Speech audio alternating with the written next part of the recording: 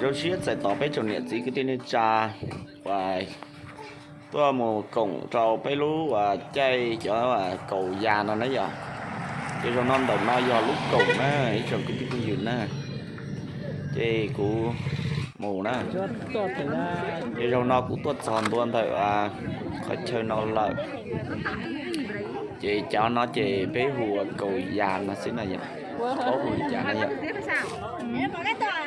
chị cho nó lại ta tỏ chay nó vậy sầu chay nó vậy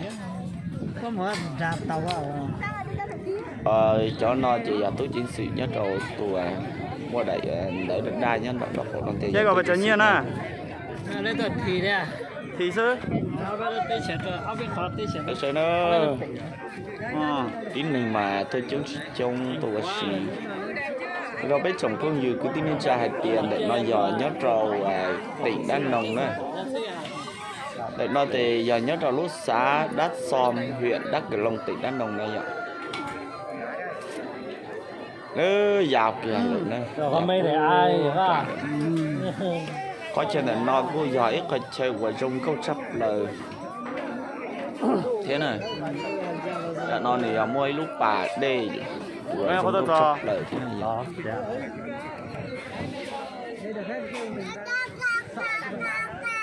lấy ua hòn đấy nó hay đói trong cái túi bao nhiêu hạt tiền lên từ 6 sáy rồi cả chỉ tua sáy này vậy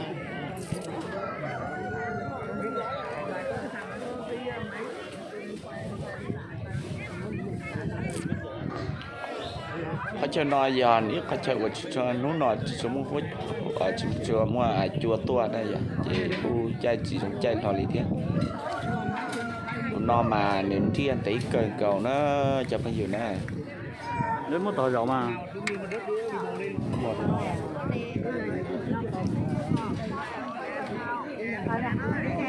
đúng rồi đó là sao đi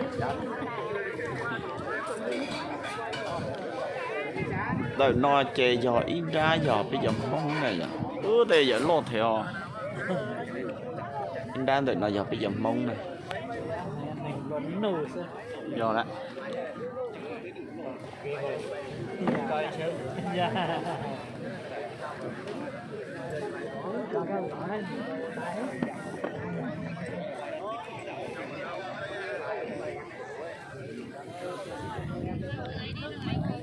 tụi con nẻo ấy luôn na nó dòng mông thế này vậy nó chỉ bùi vô chơi cả nó chạy ra giá tao lắc chạy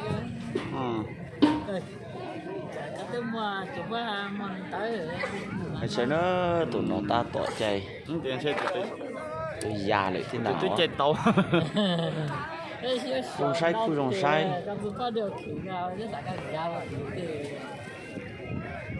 rong sai cần cầu thế nào giờ lùa cả rồi ngã thẻ số à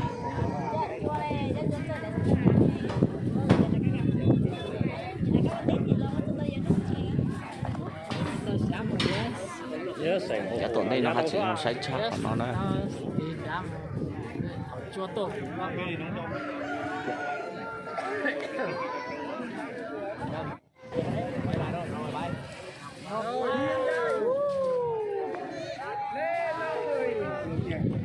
cái mông thiên như là thì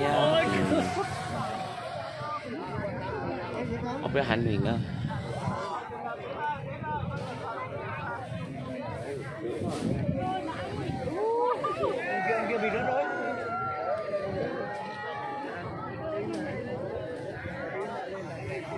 nó trên này trú một trú lò là ra tàu đi ha vòng kẹt chỉ mua có vừa rồi nè ê vô lúc máy đó ha lúc nào nó giờ ít lúc rồi mua ít lúc rồi máy nè giờ to là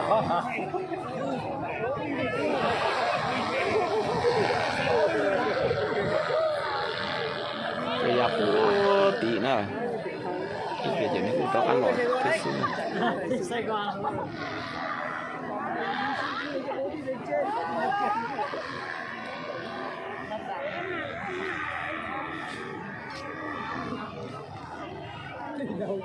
Trời Giá siết cần cầu này nó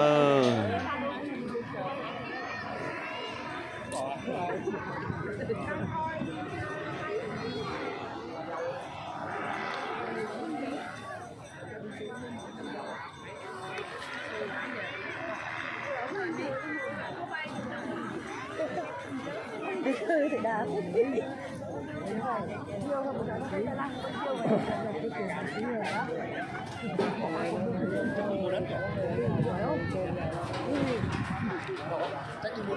nó nào mà vậy nó lò dễ hành na chồng này chỉ cái này cha na nó nào mà lò dễ chấp lời đó cái này mà chống chấp lời đó cái say na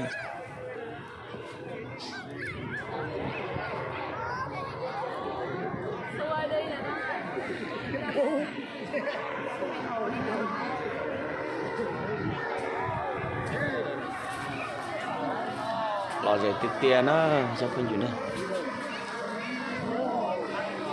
lò dễ dày đó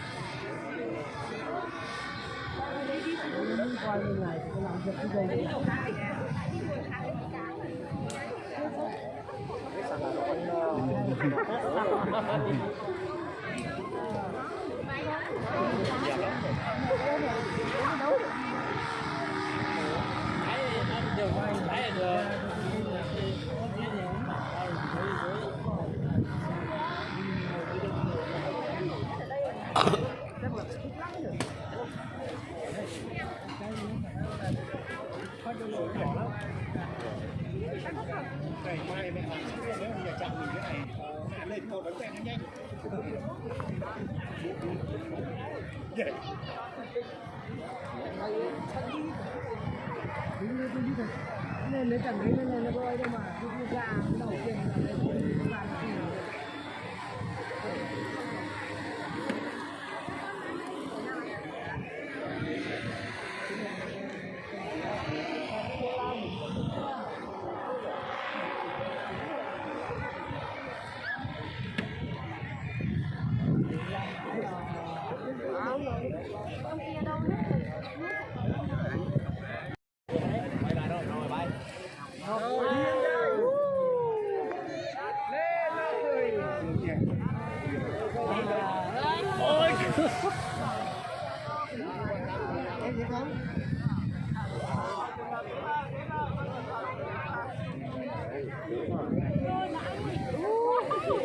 kia bị rớt rồi.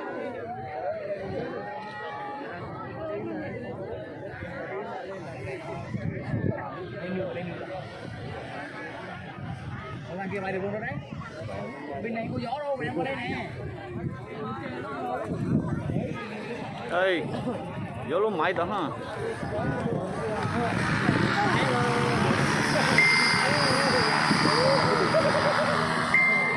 To lắm.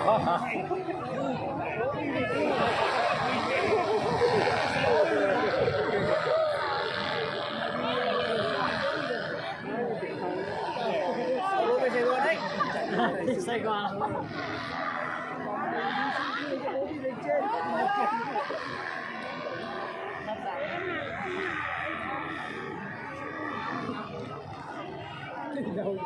Trời.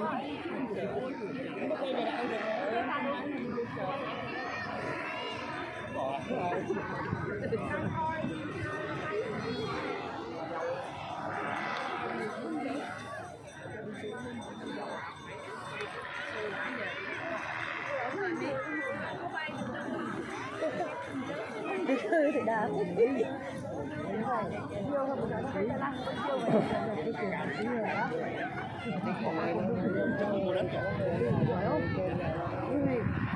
Rồi, chắc đi mua đất đấy. Sao cái mua đất đấy.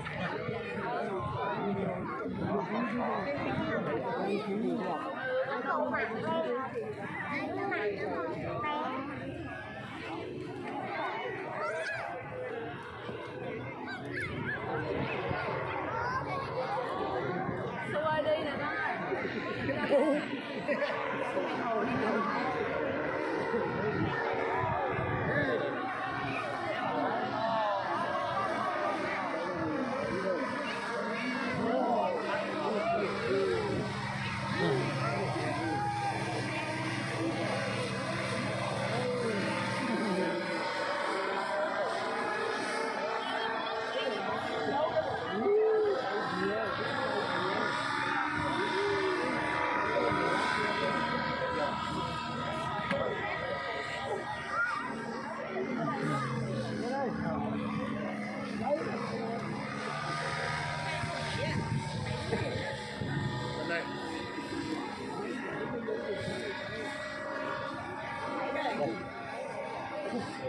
con.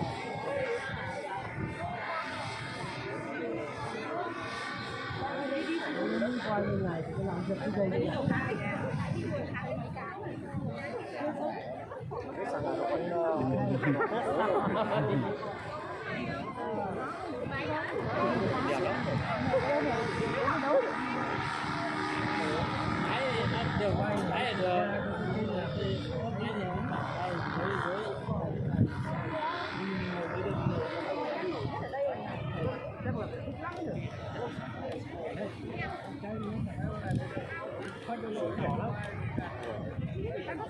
Ngày mai mình làm xong nếu nhà chạm mình cái này lên một đống quen nó nhanh.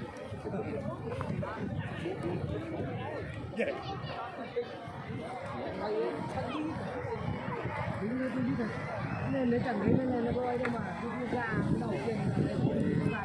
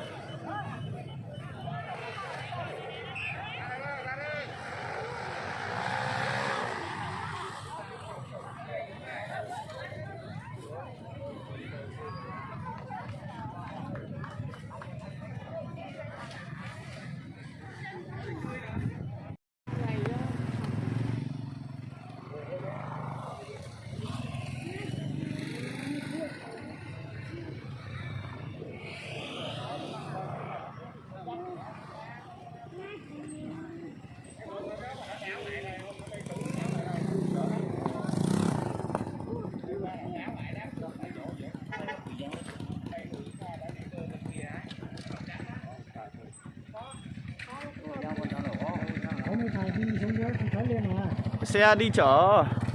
chắc thế chắc là có xe đi đón. Xe đi đón lên chứ.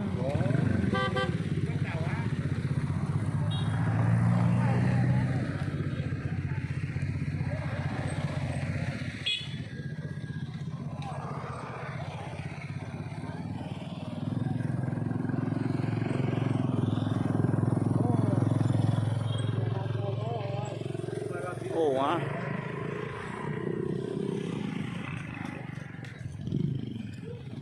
Trên trên trời đấy, thật ra nó cao lắm.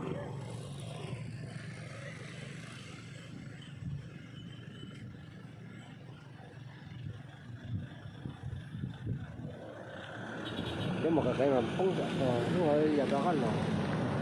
Nó sẽ còn có lỗ, Đây là nó còn là nhiều xíu à. rồi.